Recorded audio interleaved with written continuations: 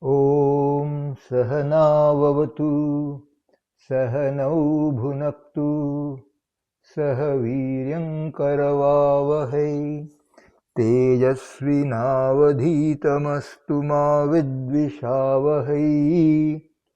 Om Shanti Shanti Shanti. We are reading from the book Meditation and Spiritual Life by Swami Yatiswarananda.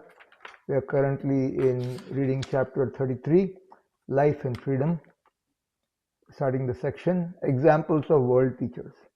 The great prophets of the world, the founders of great religious movements, are themselves examples of the total spiritual freedom we have described above. They are worshipped by millions of followers as special manifestations of the divine. What is most valuable for us in the lives of these great ones is their boundless love and compassion for suffering humanity. Shankaracharya, the great non-dualist philosopher who wrote commentaries on the Upanishads, the Gita and the Brahma Sutras, besides several independent works, was himself the embodiment of the ideal of the freed soul about which he frequently wrote in his books. After attaining the highest spiritual illumination, he returned to the relative plane in order to revitalize religion and guide people along the path of supreme blessedness. Many spiritual seekers went to him and soon became his close disciples. With their help, he established 4 great monastic centers in the 4 corners of India and then toured all over the country spreading his message. In the midst of his incessant activity, he did not, however, forget his mother. He had a tender heart. When one day he intuitively came to know that his mother was on her deathbed, he hurried to his native village to be by her side. He enabled her to get the vision of Vishnu, the aspect of the divine she had worshipped. Though a hardcore philosopher, Shankara was full of the tenderest love and devotion for the great gods and goddesses of Hinduism, in whose praise he wrote a number of hymns. The illumined souls are never one-sided or narrow-minded. Their enlarged vision embraces all. Sri Krishna is considered by Hindus to be the greatest of all incarnations. Right from his childhood, he manifested the boundless love of which he was the embodiment. As a boy, he lived like an ordinary cowherd boy, playing with his companions. He was the adored darling of the boys and girls of Vrindavan.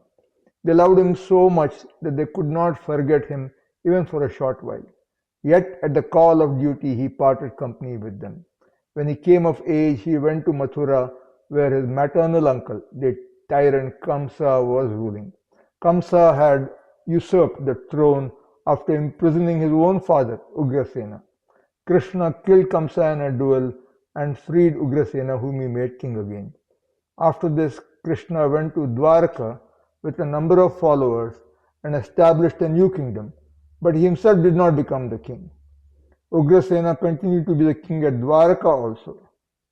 Krishna was a kingmaker, but wherever there was a rise of adharma, injustice, he interfered. He enabled the Pandavas to get their kingdom. In the great battle of Kurukshetra, he did not fight, but only acted as Arjuna's charioteer and guide. He always practiced the detachment in action which he preached throughout the Gita. This is says Sri Ramakrishnananda, Sri Krishna, Pastoral and Kingmaker, published in 1973. Sri Krishna, though he lived the life of a householder, was himself totally free and unattached to the world. But he had boundless compassion for all kinds of people, from the poorest cowherd boys and girls of Vrindavan to the princes and princesses in their palaces. He was the embodiment of spiritual power and love.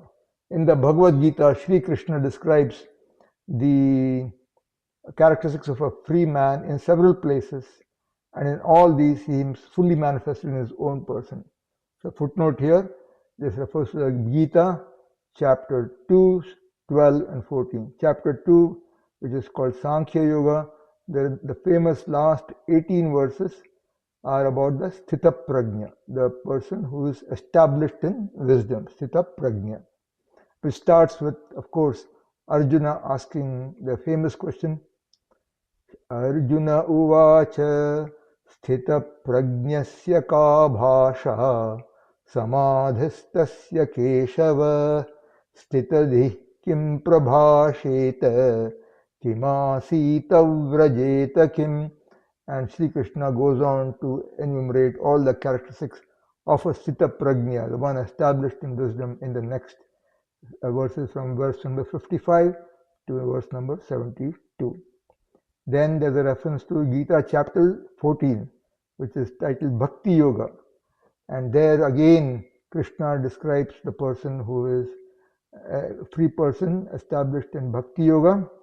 Adveshtha sarvabhutanam maitrah karuna evacha nirmamo nirahankaras sukha dukkha sukha kshami santushta satatan yogi yatatma dhrida nischayah mayyarpita mano buddhir yo madbhaktas same priyah.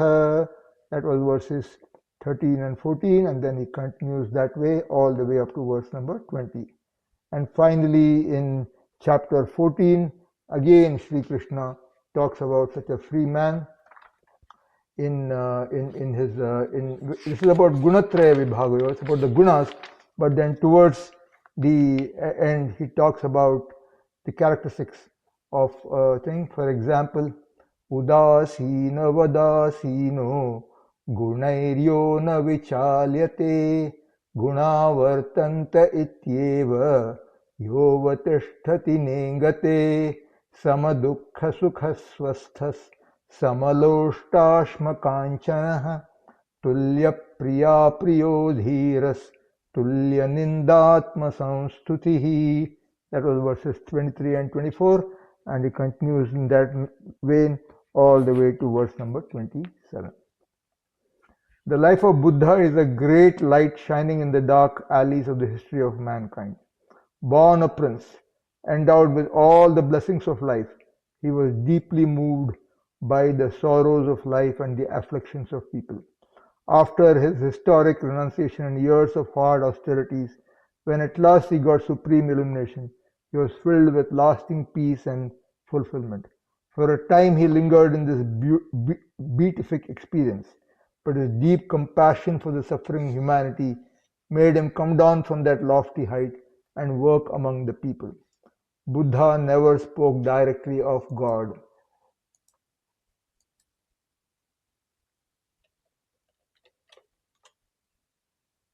To him, truth was God, and it could be attained through purity and concentration of mind.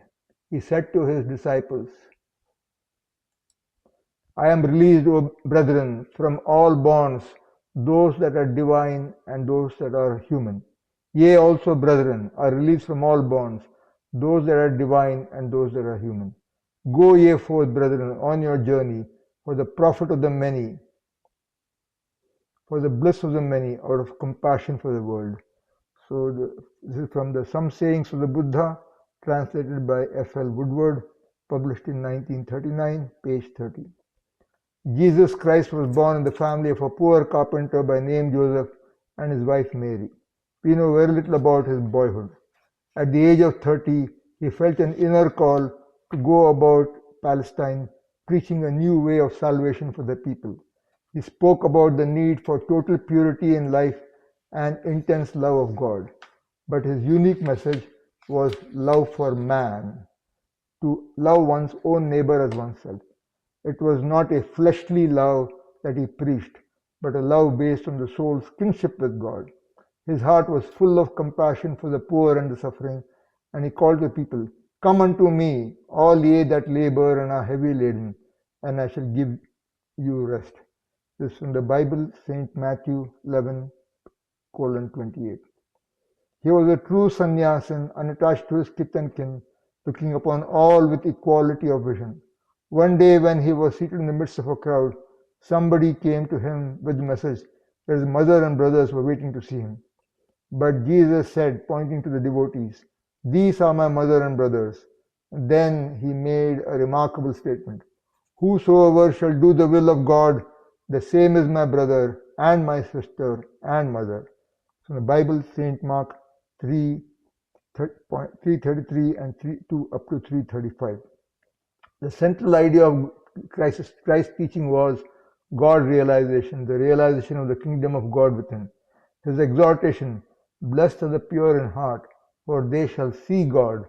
This in the Bible, St. Matthew 5:8 is a constant reminder to people immersed in worldliness and sensuality about what true religion is. Chaitanya was born in Bengal in the 15th century. In his younger days, he was a brilliant logician and scholar. But at the prime of youth, he underwent a conversion and, filled with intense longing for God, he renounced the world. The rest of his life was spent in a God-intoxicated state. He moved among the people, preaching the name of the Lord to all without any distinction of caste or creed. Even criminals felt the touch of his love and were redeemed from their path of vice. Sri Ramakrishna, 1836 to 1886, was born in a remote village in Bengal as the son of poor Brahmin parents. Even in childhood, he used to get mystic experiences. Later on, he became a priest in the Kali temple at Dakshineshwar, Calcutta. That was the beginning of a remarkable series of search and experiments in spiritual experience lasting for 12 years. Through intense longing, he got the vision of Kali, the Divine Mother. He then tried to realize God following the various paths of Hinduism. He attained success in all these paths in a remarkably short time and had experienced divine bliss in various ways. Finally, he practiced the Advaitic way and attained the non-dual experience of Brahman.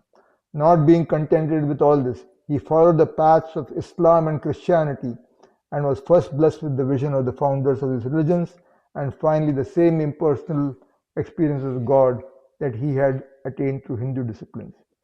He then came to the conclusion, based on direct experience, that all religious paths lead to the same goal, namely the experience of God.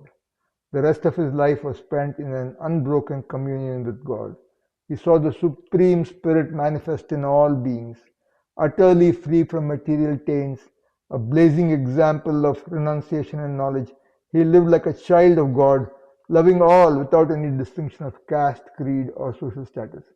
A number of people, Orthodox, Hindus, young intellectuals, Brahmos, Christians, Muslims, flocked to him and were uplifted by his spiritual power. He trained a band of monastic disciples who spread his message far and wide. Sri Ramakrishna re-established the ideal of direct superconscious realization of God, stressed the need for moral purity in life and the harmony of religions. His influence is now spreading in ever-widening circles in various fields of human activity all over the world. The footnote here, the two most authentic biographies of Sri Ramakrishna are The Life of Sri Ramakrishna with a foreword by Mahatma Gandhi and Sri Ramakrishna the Great Master by Swami Sharadananda, translated by Swami Jagadadananda, published in 1970. Sri Sharada Devi, 1853 to 1920, the Immaculate Consort of Sri Ramakrishna, is also to be regarded as one among the world teachers. In the religious history of India, she is a unique personality. The ideal of Sita and Savitri is well known. But the ideal represented by the Brahmavadinis, women teachers of Brahman, like Maitreyi and Gargi or the Upanishads, should become more widely known. In her early days, Sharada Devi lived the ideals of a daughter, a sister, a housewife, a spiritual seeker, and a nun, all together, each in its best expression.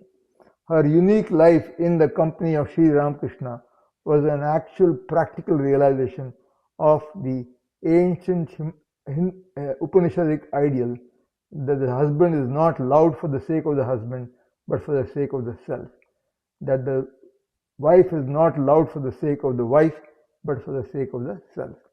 After she attained the highest illumination, she became an embodiment of the Divine Mother's power but she manifested as the mother and teacher of hundreds of people who flocked to her and to whom she granted protection, solace, peace, purity, and spiritual awakening according to their needs. Her early years were spent in household chores, helping her parents and looking after her brothers and sisters. At Dakshineshwar, she served her divine husband with one-pointed attention and also acted as a mother to his young disciples. After the master's passing away, she continued to live like an ordinary village woman, incessantly working for the welfare of her innumerable disciples and devotees who belonged to all strata of society, including some who had gone astray. Yet she was revered by some of the great spiritual luminaries of the day, and she contributed substantially towards the growth and integrity of the Ramakrishna order and mission. The great Swami Vivekananda himself spoke about her. You have not yet understood the wonderful significance of mother's life. None of you.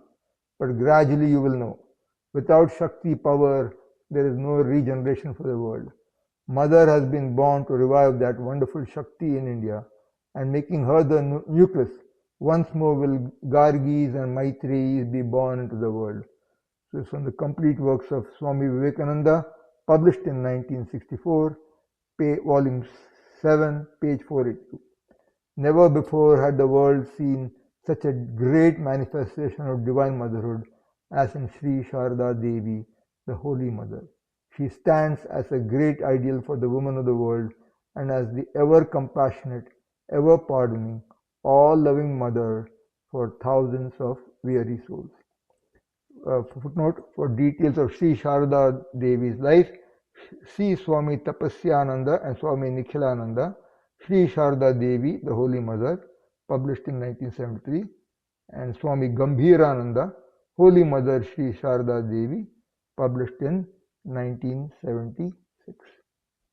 Om Purnamadah Purnamidam Purnat Purnamudachyate Purnasya Purnamadaya Purnamevavashishyate.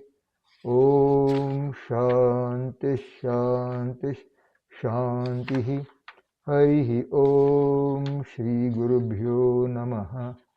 Harihi Om.